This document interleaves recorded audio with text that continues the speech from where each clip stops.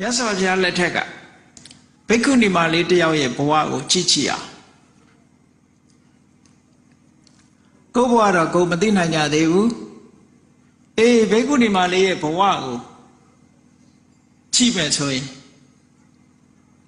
Tu Boaza Lanlega Blue Salite Haro no so Tu have Tanea a Samatin Tanea de Quenga Sabido Tu have Tatawa to Wood in a Kabama Lokama Porton Lave Todo Tubuago Sabido This year a chain ha and a Tataku Emadama don't know see a gone. Yes, of the other king Goramiaga, Rasa Jumuma. Will you and John Iba drain down there? And a by my tongue and die, Rasa Jumure song and joy. You are at Walusin, what did Jetty drummer bo? The Hado. Edima song and joy come, song and lama. One matter congo. Payasi got shut out, yes of ya, me and light. Eddie Wemago, cheap beetle. Wema me and light handed, yes of ya. Do what do Tira Mawudi, Wema Leo, Chilaita. Chilai be there, Kajaro. Bobby knew another day, Penny. Payasura, good DJ, Chaching with Alo Yare. Say that diga, but I said, Wema will me and light handed, T. Wemaga, Payala, Roluswa, Couchit, Chaching. Chile de Kajaro Yasavia, Dinyanema, Madame two charred 2 year boapsis in here, Daddy Tani Pola. Tajamolo, Wamali, Mielide Kama, Yasavia, Pio me. 2 year boapsis in you, Chile of Piona, Powasura. The Kuna de Kumadu to charger Bawaria. Madame Chausia la County, Sapia la County. Eddie Wema Liboa, Wemago, Miembiro, Yasavia, Pionaido, Shanana made a Shavia. Pajam Piona on Pialo Soro. Didiama Yasavia, Pionasa, Piaga Siga, Toanida, Shanana Navalita. Pia Piona below Dido, Senza Mija lady. Yasavia Sara, Madame Piongere. Pure like be solution, Yasavia, Tuarori, Serori, Sura, and I'm a pray something, Pew Puera. Pure like look, Tuaviali, Polite and wing and a leck and a pitbar, no? Wing and a leck and a pitbar. Now got like the Shananaga, Eddie, wing and a leck and a pitbar. Me and Lido, Yasavia, Piones or Delight. Sylvia Bajam Pionaro, Sura, Anana, Wemali, me and Lila, so me and Liba. Eddie Wema Hare Kakutanda, Yasavia Lete Kakaladoga. Uha Chama later come pick it.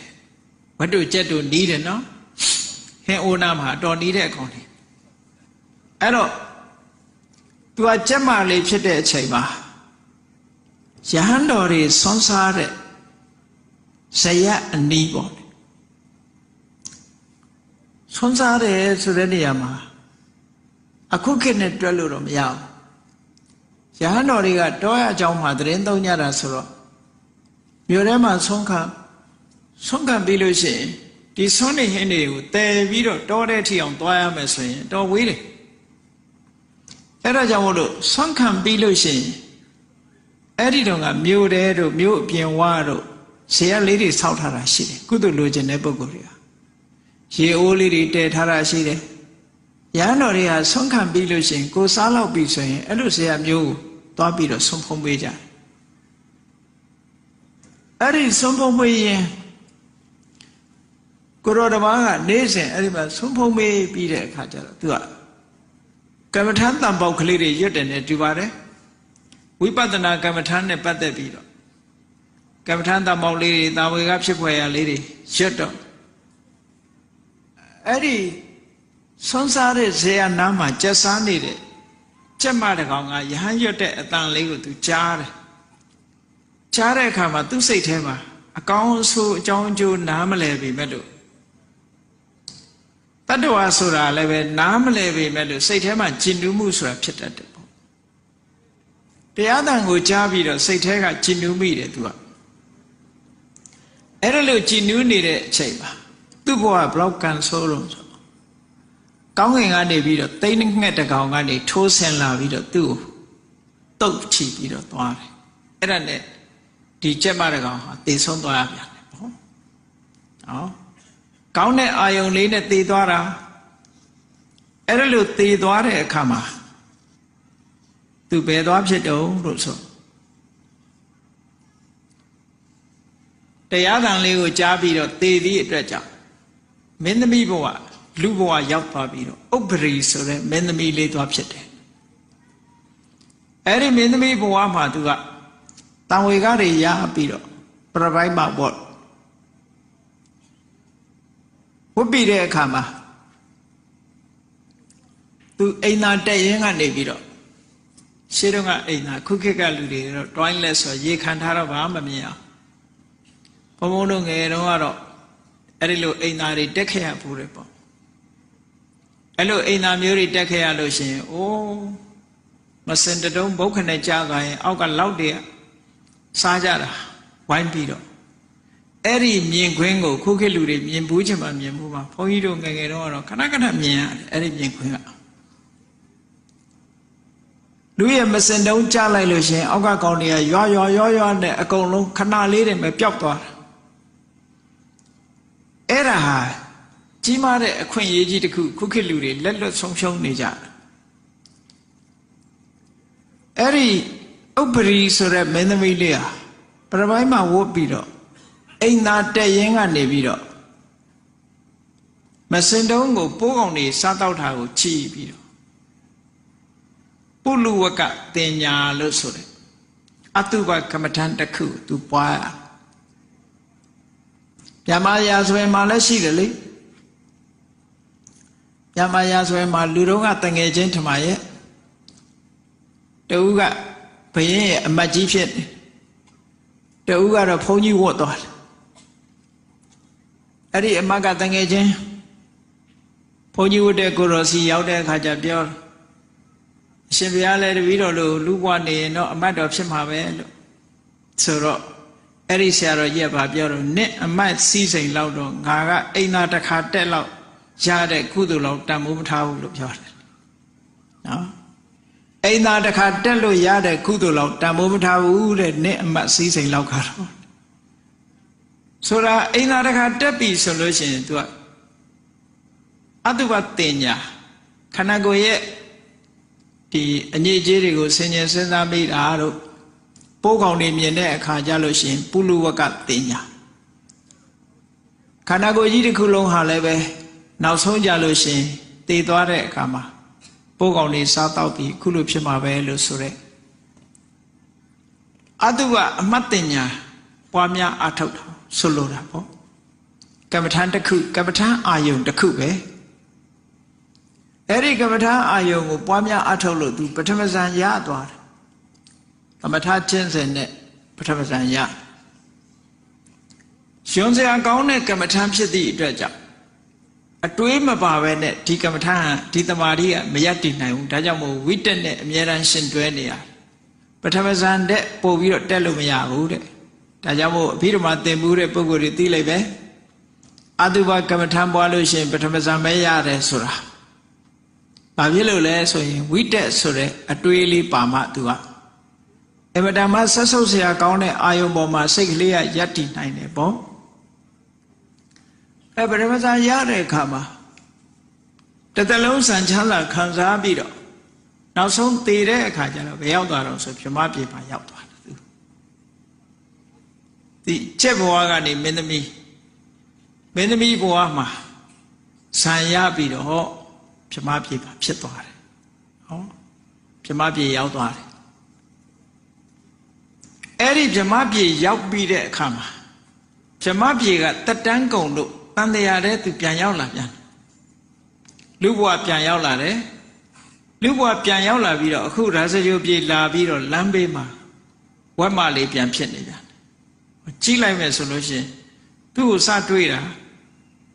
ကုသန္တမြတ်စွာဘုရားလက်ထက်တုန်းကအဲ့ဒီမတိုင်ခင်ကလူပေါ့လူဘဝနေပြီးတော့ကျမဘဝကနေပြီးတော့မင်းသမီးဘဝပထမဇန်ရတဲ့အခါပြမဖြစ်ပြမသေးတဲ့အခါကျတော့တက်တန်းကုန်တဲ့အခါကျတော့ဈာထဲမှာဘဝတစ်ခုဖြစ်ပြီးတဲ့အခါမှာအခုဝမဘဝရောက်သွားတယ်အဲ့ဒါကိုကြည့်ပြီးတော့မြန်မာစကားပုံမှာပြောကြတာလေပြမပြေမှာတဝင်းဝင်းဝက်စချင်းမှာတရှုပ်ရှုပ်ဆိုပြမဖြစ်တုန်းကတော့ကိန်းကြီးခန်းကြီးနဲ့နော်တင်းတော့တင်းတယ်ဝက်ဖြစ်တော့လဲလူတကာစွန့်ထားတဲ့မစင်နေလိုက်စားနေတဲ့အဆင့်ရောက်သွားတာဟောအဲ့တော့ကိုယ့်ကိုယ်ဘာမှအထင်ကြီးစရာမရှိဘူးဘဝတဏှာရှိနေလို့ရှိရင်ဒီအခြေအနေမျိုးကအလွယ်လေးရောက်သွားမှာပဲနော်အလွယ်လေးရောက်သွားမှာဘဝတဏှာမကင်းသေးတဲ့ပုဂ္ဂိုလ်တွေဟာဒီအခြေအနေမျိုးလွယ်လွယ်လေးရောက်တဲ့ဆိုတာကိုတတိထားဖို့မြတ်စွာဘုရားသခင်ကိုရောမြတ်ကတတိပေးတယ်ကိုယ်မျက်စိအောက်မှာမြင်ကွင်းတွေဟာအမျိုးမျိုးရှိကောင်းတာမြင်မြင်ဆိုးတာမြင်မြင်ကောင်းတာမြင်လို့ရှင်လဲတို့ဒီဘဝမျိုးတွေကြုံခဲ့လာနေပြီအဆိုးတွေမြင်လို့ရှင်လဲတို့ဒီဘဝမျိုးတွေရောက်ခဲ့လာနေပြီလို့အဲ့လိုသာနှလုံးသွင်းပါတဲ့နော်စက်တွေကျိုးနဲ့ခြီးပြီးတော့စုခြီးပြီးတော့မော်တော်ဆိုင်ကနောက်ကဆွဲသွားတာတို့စပိတ်နောက်ကတင်သွားတာတို့တွေ့ရင်တို့လည်းဒီလိုဆွဲခံခဲ့ရတဲ့ဘဝတွေအများကြီးပဲလို့လားအောင်းမေးပြီတော့ဝက်တွေကျုံနဲ့တုပ်ပြီးတော့ခေါ်သွားတဲ့အခါမှာတို့လည်းဒီလိုဘဝမျိုးရုပ်ခိုင်းလာလေပြီလို့ဒီလိုအောင်းမေးပါတဲ့အယုံဆိုးကြီးတန်တဲ့လူတွေ့လို့ရှင်တယ်ဟောငါလည်းသူ့လိုဖြစ်ခဲ့ဘူးလားလေပြီချောမောလှပတဲ့လူတွေ့ရင်လည်းငါလည်းဒီလိုချောခဲ့တာပဲလို့အဲ့ဒါဘဝတန်တရားဆိုတာဒီလိုပဲမြတ်စွာဘုရားကတန်တရားကြီးဆိုတာညီငွေဖို့ကောင်းတယ်လို့မခံစားဘူးတာဆိုတာအမတမရှားနေပြီပေါ့သို့တော့ဘဝတဏှာဆိုတာစံငံရည်တောက်ထားလို့ပဲတောက်ပြီးရင်တောက်ချင်းရင်တောက်ပြီးရင်တောက်ချင်းရင်အငတ်မပြေဘူးပေါ့ဒါကြောင့်မလို့အခုဒီအမျိုးသမီးလေးရဲ့ဘဝကိုပဲကြည့်ပြမပြေမှာတဝင်းဝင်းဖြစ်ပြီးတော့ပြမကတော့တန်းပြီးတော့ဝက်မဖြစ်ဘူးဆိုတာတော့မှတ်ထားဖို့လိုအပ်တာပေါ့ဘာဖြစ်လို့လဲဆိုတော့သူကုသိုလ်ကံကမတမကြီးတယ်သမထကုသိုလ်ကံဆိုတာစွမ်းအားထက်တယ်ဒါကြောင့်ပြမပြေကတန်းပြီးတော့တရိษံလည်းမဖြစ်ဘူးငရဲလည်းမကြဘူးအပယ်လေးဖို့မရောက်နိုင်ဘူးပေါ့ဂျားထဲမှာလူဖြစ်စေနတ်ဖြစ်စေ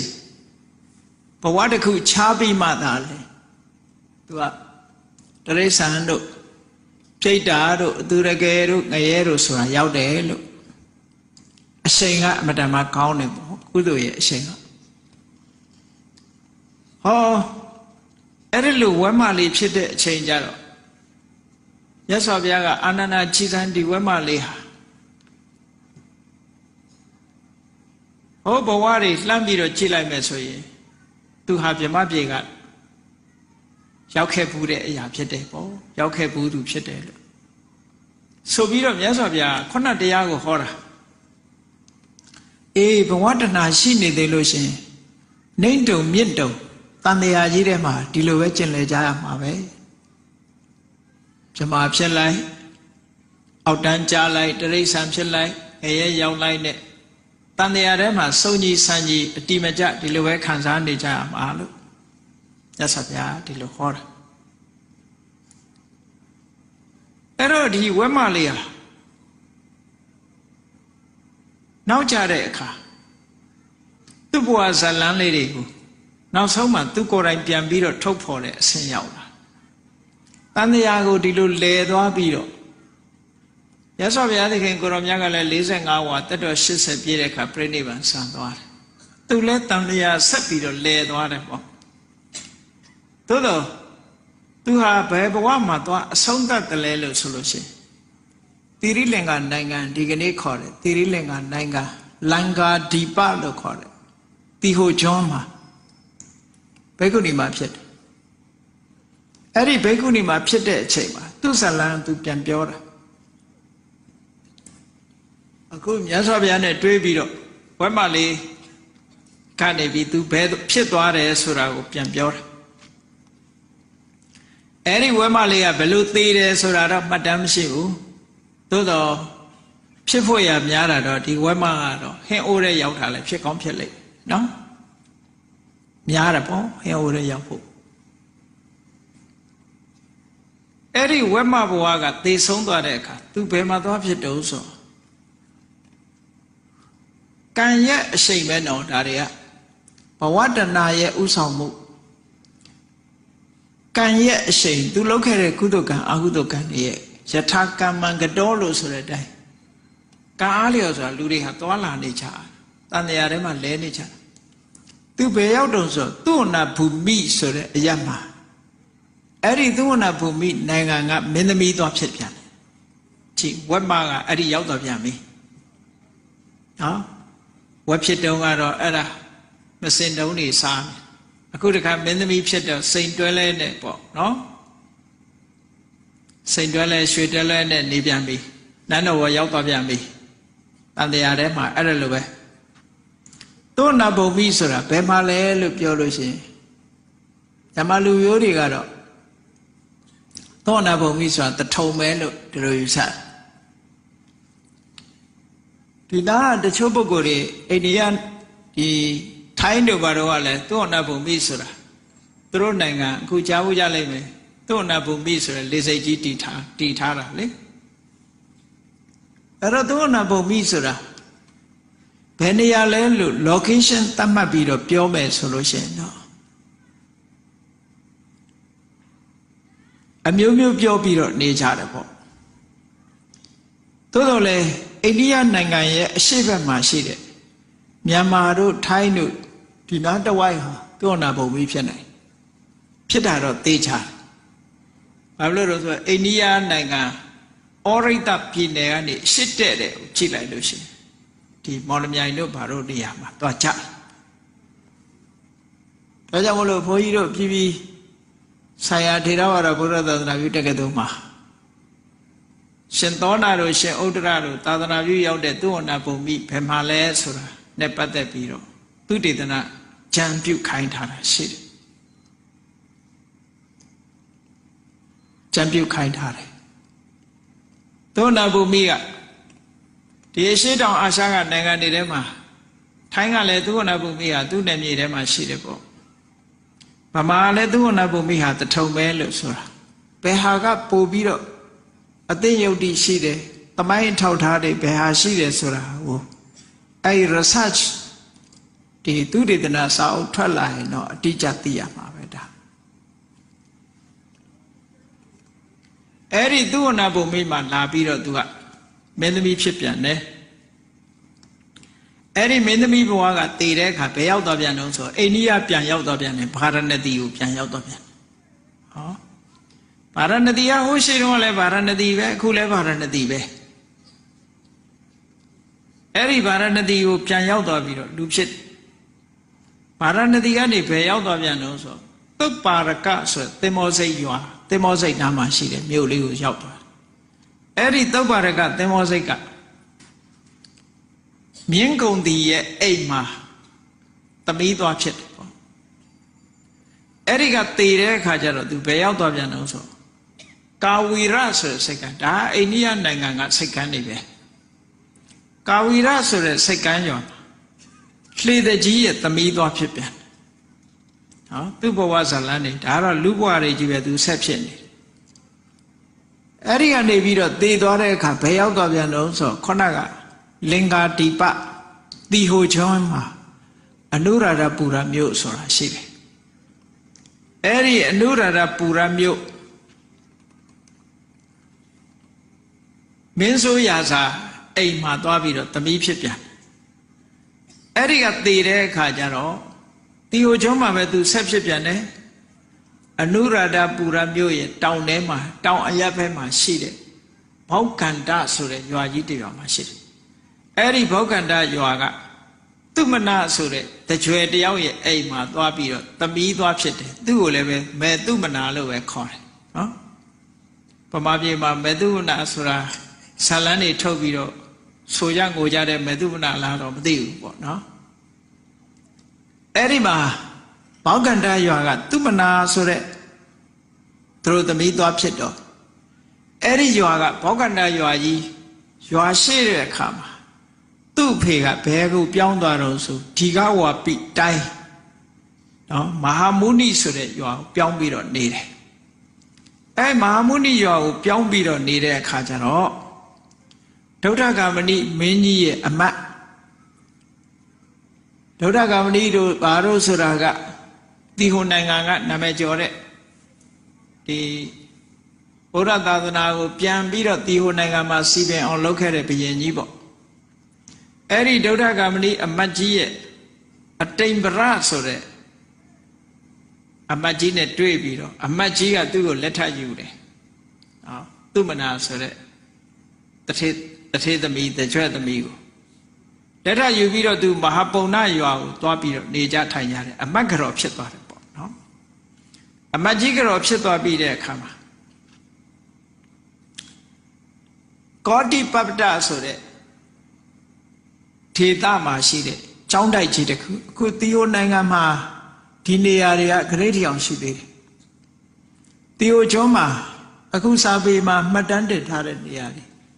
ပုရဏရာဇမဟာဝိဟာရဆိုတဲ့နေရာတွေတော်တော်များများသီဟိုကဂရိတ်ထိရှိတယ်ပေါ့အထက်ကရာတွေကဝတ္ထုဇတ်လန်းတွေဟာတော်တော်များများရှိတယ်ဥထေးလိုင်တို့ရေးထားတဲ့သီဟိုစံတော်ဝင်အရိယာများပုဂ္ဂိုလ်တွေတဲ့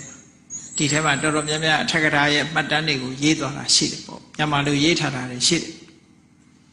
အဲ့ဒီမှာမဟာပုံနာရွာရောက်တော့ကောတိပပ္ပတဆိုတဲ့ရွာနာကမဟာဝိဟာရဆိုတဲ့ကျောင်းတိုက်ကြီးမှာသူဘာဖြစ်တယ်လို့ဆိုအဲ့ဒီကျောင်းတိုက်ကြီးမှာသတင်းသုံးနေထိုင်တဲ့မဟာအနုရုဒ္ဓဆိုတဲ့မထေရအဲ့ဒီရွာထဲမှာဆွမ်းခံတဲ့အခါကျတော့အဲ့ဒီအမတ်ကတော်သူ့မနာကိုတွေ့တဲ့အခါကျတော့အဲ့ဒီမထေရကြီးကလည်းအဘိညာဉ်ရတဲ့ပုဂ္ဂိုလ်ဆိုတော့ဒီအမတ်ကတော်ဘယ်လာတာတော့လို့သူကြည့်လိုက်တဲ့အခါကျတော့ဝတ်မဘဝထီအောင်သူကတွေ့သွားတဲ့အခါကျတော့ချီစမ်းကိုတော်တို့လည်းဝတ်မလေးကဒီလာပြီးအမတ်ကတော်ဖြစ်နေပြန်ပြီပေါ့အဲ့လိုပြောလိုက်တာကိုတော်တို့ချီစမ်းမှာအံ့ဩစရာကောင်းလိုက်တာရာဇဂိုကဝတ်မလေးကဒီလာပြီးတော့အမတ်ကတော်ကြီးဖြစ်နေပြန်ပြီကဲဘုန်းကြီးတို့ရဲ့ဘဝတွေလည်းပဲဒီလိုနေမှာပဲနော်ဒီလိုပဲနေမှာပဲကိုယ့်ကိုသိအထင်ကြီးလို့မရဘူးနော်ဟောကြည့်ဝတ်မကကြည်စမ်းအမတ်ကတော်ကြီးလာလုံနေပြန်ပြီနဲ့ဆိုပြီးတော့ပြောတာကိုသူကြားသွားတဲ့အခါကျတော့အဲ့ဒီကြားတဲ့စကားကိုသူစိတ်ထဲမှာထိတ်ခနဲ့ဖြစ်သွားပြီးတော့သူ့ရဲ့ဘဝဇလန်းတွေဟာပြန်ပြီးတော့မှတ်ရလာတယ်ဇာတိတ္တရဉာဏ်လို့ခေါ်တယ်အဘိညာဉ်ရလို့သိတာကတစ်မျိုးဇာတိတ္တရဉာဏ်ရလို့သိတာကတစ်မျိုးဘဝကိုမှတ်မိတဲ့အသိဉာဏ်တစ်ခုကပေါ်လာတတ်တယ်ပေါ့ဘဝကိုပြန်ပြီးတော့မှတ်မိတတ်တယ်ဘုန်းကြီးတို့ကျောင်းမှာဥစဉ်တစ်ပါးအခုကနေ့ထိရှိတယ်ပေါ့အဲ့ဒီဥစဉ်မှာခေါင်းမှာအနေရွတ်တွေတွေ့တော့ဘုန်းကြီးကမေးတယ်မင်းခေါင်းကအနေရွတ်တွေကဘယ်သူကရိုက်သွားတော့လို့ဆိုမွေးရပါတဲ့ဟာဘယ်လိုလုပ်တာတော့ဘယ်လိုမွေးရပါတာတော့လို့ဆိုဟိုဘွားတုန်းကသူကတန်ဃာဖြစ်ခဲ့တယ်တန်ဃာထဲမှာနေတာညကြတော့ဓမြလာတိုက်ပြီးသူ့ခေါင်းရိုက်ပြီးတတ်သွားတာအဲ့ဒီအနေရွတ်တွေကဒီဘွားထီအောင်လာနေဒါသူမှတ်မိတာပြောတာနော်ကိုရင်တစ်ပါးကတော့သူကသုံးဘွားမှတ်မိတယ်တဲ့သူလူဘွားတော့ကတဲ့ငှက်ကလေးတွေကိုလိုက်တတ်တယ်မုတ်ဆိုးဖြစ်တယ်တည်တဲ့ခါကျသူငယ်ရဲ့ရောက်သွားတယ်ငယ်ရဲ့ရောက်တဲ့အခါကျတော့ခွေးနဲ့ကြီးတွေကလိုက်တော့လက်ပတ်မြင်ပေါ်တက်ပြေတော့လက်ပတ်စူးကြီးတွေကသူ့စူးတာတဲ့အဲ့ဒါတွေကိုသူပြောပြနောက်ဆုံးအဲ့ဒီငယ်ရဲ့ဘွားလွတ်တဲ့အခါကျတော့အခုလူလာဖြစ်ပြီးတော့ကိုရင်ဝတ်နေတယ်အဲ့ဒါလို့မှတ်မိတဲ့ပုဂ္ဂိုလ်တွေလည်းရှိတာပဲတန်တရားထဲမှာမှတ်မိတဲ့ပုဂ္ဂိုလ်တွေရှိတယ်အဲ့ဒါလို့ဇာတိတ္တရဉာဏ်ရတယ်သူကအေးဝက်မကကြည်စမ်းအံ့ဩစရာကောင်းတာအမတ်ကတော်ကြီးလာဖြစ်တယ်ဆိုတဲ့သတင်းကိုကြားလိုက်တဲ့အခါကျတော့သူ့ဘဝတွေဟာသူတန်းစီပြီးတော့ပေါ်လာတော့သူတန်ဝေကဖြစ်တော့အမတ်ကြီးကိုသွားပြီးတော့ခွင့်တောင်းပြီးတော့ ဘိက္ခုနီမလောက်တဲ့ပေါ့အဲ့ဒီဘိက္ခုနီမဘဝမှာတရားကျင့်တော့တိတ်တမဟာဝိဟာရလို့ဆိုတဲ့ကျောင်းတိုက်မှာမဟာသတိပဋ္ဌာန်သုတ်ကိုဟောတယ်ဓမ္မဂတိကဆရာတော်ကမဟာသတိပဋ္ဌာန်သုတ်ကိုသူနာရင်မဟာသတိပဋ္ဌာန်သုတ်ကိုလာတဲ့အတိုင်းနှလုံးသွင်းဆင်ခြင်ပြီးတော့သောတာပန်ဖြစ်သွားတယ်အဲ့ဒီကနေပြီးနောက်ဒီဟိုကျွန်းမှာလည်းပဲနှစ်ပေါင်းကြာရှိအောင်စစ်ပွဲကြီးဖြစ်တယ်စစ်ပွဲရပါတော့ဆိုတီဟိုတွေနဲ့ဓမိလဆိုတဲ့ခြေကလားတွေခုခေတ်ဆိုဓမိလဆိုတာတမီပေါ့နော်တမီနဲ့တီဟိုတွေနဲ့တိုက်ပွဲဟာအမတ္တမရှိကြခဲ့တယ်ပေါ့ဒုဋ္ဌဂါမဏိမင်းတို့အခုမျက်မှောက်ခက်မှာလည်းပဲအတော်ရှိကြတယ်ဘုန်းကြီးတို့တီဟိုကျွန်းရောက်သွားတာ1989ခုနှစ်ရောက်သွားတယ်1989နှစ်ရောက်တော့1982နှစ်ကစပြီးတော့တီဟိုနဲ့တမီလူမျိုးတွေပဋိပက္ခဖြစ်ဘုန်းကြီးတို့ရောက်သွားတဲ့အချိန်ဟာအဆိုးဆုံးအချိန်ဖြစ်တယ်နေ့စဉ်နဲ့များဘုံခွဲတာတွေရောနော်တိုက်ပွဲတွေရောလူတတ်တာတွေရောအဗဓမ္မဆိုးဝါးတဲ့အချိန်တိုင်းအဲ့ဒီရောက်သွားတယ်အားလုံးသတင်းစာဖတ်တဲ့ပုဂ္ဂိုလ်တွေတွေးကြလိမ့်မယ်မကြခင်ကမှတီဟိုကဒီတမီနဲ့တီဟိုစစ်ပွဲဟာဆုံးသက်သွားတာနှစ်ပေါင်းအစိတ်လောက်ထိအောင်တိုက်ပွဲတွေကြီးကျယ်ဖြစ်ခဲ့တာပြည်တွင်းစစ်ပေါ့နော်အဲ့ဒါလိုဖြစ်ခဲ့တာအခုတော့ငြိမ်းချမ်းရေးရသွားပြီလို့ပြောမယ်သို့တော့ငြိမ်းချမ်းရေးရသွားတာတစ်ဖက်ကရှုံးလို့ငြိမ်းချမ်းရေးရတာထာဝရငြိမ်းချမ်းရေးတော့မဟုတ်နိုင်သေးဘူးနော်အားရှိလာရင်ပြန်ထအောင်ပါပဲအဲ့တော့အဲ့ဒီမှာပါဠိစာပေမှာဓမိလလို့ခေါ်တယ်အိန္ဒိယတောင်ပိုင်းမှာရှိတဲ့ပြည်နယ်ကြီးတစ်ခုကတမိနာဒုလို့ခေါ်တယ်တမိနာဒုပြည်နယ်ကလူမျိုးတွေကိုဓမိလလို့ခေါ်တယ်ရှေ့တုန်းကစောလတိုင်းလို့လည်းရေးတယ်သူတို့အတန်တွေနဲ့ကြတော့ကြောလပေါ့စောလတိုင်းအဲ့ဒီဓမိလလူမျိုးတွေစစ်ပွဲကြီးပြီးဆုံးတဲ့အခါမှာအဲ့ဒီဘိက္ခုနီမလေးဟာသူ့ဇာတိဖြစ်တဲ့ဘောဂန္တရွာကိုပြန်ပြီးတော့နေထိုင်တာအဲ့ဒီမှာနေရင်းနဲ့ကံလမဟာဝိဟာရလို့ခေါ်တဲ့ကျောင်းတိုက်ကြီးမှာတရားသွားနာအဲ့ဒီကျောင်းတိုက်ကြီးမှာဗာတရားသူနာလဲရတော့ဆိုတော့အာတိဝီသောပမသုတ်တံဆိုတော့သူနာလဲရတယ်ဝေကြီးလေးကောင်နဲ့ဥပမာပေးပြီးတော့ဟောတဲ့တော့ဘုန်းကြီးတို့ဟောထားတဲ့ခိုးဘက်ကန်းကငြိမ်းချမ်းတယ်ဆိုတဲ့အာတိဝီသောပမသုတ်ပဲအဲ့ဒီအာတိဝီသောပမသုတ်ဆိုတာဝိပဿနာကျင့်စဉ်တစ်ခုဒုက္ခလက္ခဏာရှုထောင့်ကနေပြီးတော့ဝိပဿနာကျင့်စဉ်တစ်ခုကိုမြတ်စွာဘုရားဟောကြားထားတဲ့သုတ်တန်တစ်ခုဖြစ်တယ်ပေါ့အဲ့ဒီသုတ်တန်ကိုနာရင်ကနေပြီးတော့သူဟာယဟနာဖြစ်သွားတယ်ဆိုတော့ဝက်မလေးဘဝဟာ12ဘဝပြန်ပြီးတော့တဘဝပြီးတဘဝတဘဝပြီးတဘဝစာထဲမှာတော့73ဘဝလို့ဆိုတယ်တဘဝကတွက်လို့မရဘူးဖြစ်တယ်အဲ့တော့12ဘဝပဲတွေ့ရတယ်အဲ့ဒီ12ဘဝပြန်ပြောင်းပြပြီးတော့နောက်ဆုံးမှာအခုတိရိလင်္ကာနိုင်ငံတီဟိုကျွန်းကဘောဂန္တရွာမှာပဲအာတိဝီသောပမသုတ်တံကိုကြားနာရင်းကနေပြီးသူကယဟနာဖြစ်သွားပြီလုံးဝတန်တရားကလွတ်သွားပြီဘာကြောင့်တန်တရားကလွတ်သွားတာလဲဆိုဘဝတဏှာကိုသူအဆုံးသတ်လိုက်နိုင်တယ်ပေါ့ဘဝတဏှာရှိနေသေးသမျှတော့ဝက်ဘဝရောက်လိုက်ကြက်ဘဝရောက်လိုက်ငရဲရောက်လိုက်လူပြေဖြစ်လိုက်နဲ့တန်တရားထဲမှာဒီလိုလဲနေကြအောင်ပါပဲဒါကြောင့်မို့ဘဝတဏှာနဲ့တန်တရားဆိုတဲ့ဒီတရားကိုကြားနာပြီးရင်တို့တွေတန်တရားလဲနေရတာဟာဘဝတဏှာကြောင့်လဲနေကြရတာဘဝတဏှာကိုမဖယ်ရှားနိုင်သေးသမျှတို့တွေတန်တရားလဲကြရအောင်မှာဖြစ်တယ်အဲ့ဒီဘဝတဏှာဆိုတဲ့တန်တရားထဲမှာပျော်ရွှင်မှုကျေနပ်မှုမျက်စိကမြင်တဲ့အာယုံပေါ်မှာကျေနပ်နေမှုနားကကြားတဲ့အသံပေါ်မှာကျေနပ်တွေ့တာနေမှုနှာခေါင်းနဲ့နမ်းရှူရတဲ့အနတ်လျှာနဲ့လဲရတဲ့အရာသာခန္ဓာကိုယ်ကထိတွေ့ရတဲ့အထိအတွေ့စိတ်ကူးစိတ်သန်းထဲမှာပေါ်လာတဲ့အာယုန်တွေပေါ်မှာတွေ့တာမှုဆိုတဲ့တဏှာတွေအာရမဏနုတယအာယုန်ပေါ်မှာတွေ့တာရတဲ့အနုတယတွေ တဏှာအနုတ္တရတွေရှိနေသေးသမျှဘုန်းကြီးတို့တွေဘဝတန်တရားထဲမှာအခုလိုလဲနေကြရအောင်ပါဒါကြောင့်မို့အဲ့ဒီတဏှာကိုတွေးဖို့ရအတွက်တမ္မာဒိဋ္ဌိဆိုတဲ့ဝိပဿနာဉာဏ်ကိုထူထောင်ကြရမှာဖြစ်တယ်တမ္မာဒိဋ္ဌိဉာဏ်ကိုထူထောင်ပြီးတဲ့အခါကျလို့ရှိရင်တဏှာရဲ့တယုတ်အသင်္တရံတွေကိုမှန်မှန်ကန်ကန်တွေးရှိနားလည်လာပြီးထိုတဏှာကိုဖယ်ရှားပြစ်နိုင်တဲ့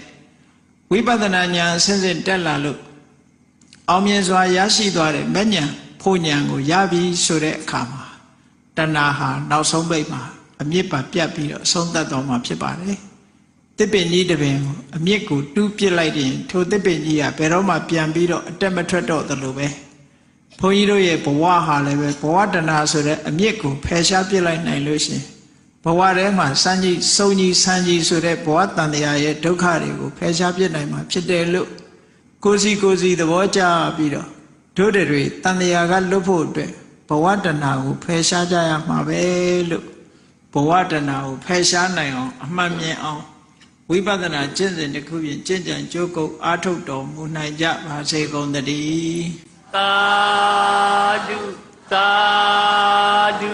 သာဓုကဲမေတ္တာပို့ရအောင်တတ္တဝါများစွာတတ္တဝါများစွာဘေးရန်กว่าဘေးရန်กว่าချမ်းသာကြပါစေချမ်းသာကြပါစေတတ္တဝါများစွာတတ္တဝါများစွာဘေးရန်กว่าဘေးရန်กว่าချမ်းသာကြပါစေချမ်းသာကြပါစေမေတ္တာရေချမ်းမေတ္တာရေချမ်းသုံးငါဖြံသုံးငါဖြံငြိမ်းချမ်းကြပါစေငြိမ်းချမ်းကြပါစေမေတ္တာရေချမ်းမေတ္တာရေချမ်းသုံးငါဖြံသုံးငါဖြံငြိမ်းချမ်းကြပါစေငြိမ်းချမ်းကြပါစေသက်ရှိချမ်းသာသက်ရှိချမ်းသာစိတ်ချမ်းသာစိတ်ချမ်းသာလူရဆန္ဒပြည့်ပါစေလူရဆန္ဒပြည့်ပါစေသက်ရှိချမ်းသာသက်ရှိချမ်းသာစိတ်ချမ်းသာစိတ်ချမ်းသာလူရဆန္ဒပြည့်ပါစေလူရဆန္ဒပြည့်ပါစေဓမ္မောတရံပိဝိတဝါနဝိသာတဗ္ဗေတမုဟတာအာစရမရာတိတိဘာဝနိဗ္ဗာနံယန္တုတာရောဓမ္မောတရံလောဘဒေါသမောဟစိတ်တောင်းကင်းပြောက်ကြည်တရားစေကိုပိဝိတဝါဝန္တာရှင်ပြတောက်ကြရနာကြရအကုန်သောကြောင့်ဝိသာတဗ္ဗေပုစာမျက်နှောက်ကိလေသာစိတ်တောက်ဟုသမျှတို့သည်တမုဟတာပိဉ္ကြဘက်တွင်ရေမတင်တဲ့ကဲ့သို့ကင်းစင်လွင်ပြောင်းပေမရောက်အောင်ပယ်ဖြောက်အကုန်သည်ဟောတုစင်စစ်မသွေဖြစ်ကြပါစေကုန်သတည်းအာစရမရံအိုခြင်းလဲกว่าနာခြင်းလဲကင်းသေးခြင်းလဲရှင်ထသောတိတိဘဝကိလေသာဟုပုခသိင်ကင်းကြီးရာအစိဖြစ်ပေထသော